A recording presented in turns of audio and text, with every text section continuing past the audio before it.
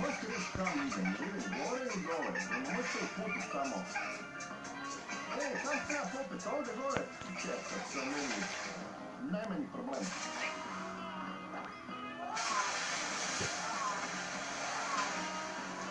Dobro, sad pa ne moram iz prve.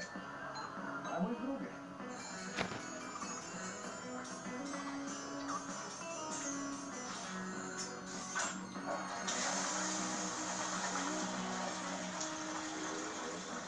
Poravnom idem ko treba, jedno je malo zale muče, ali dobro, pa se ovo sve to je.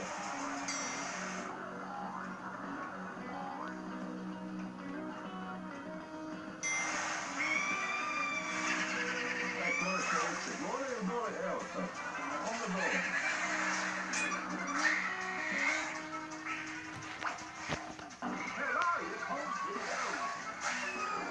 Slušaj, ovdje da ti nešto kasnije. Znaš šta ti je puno bolje od tebe,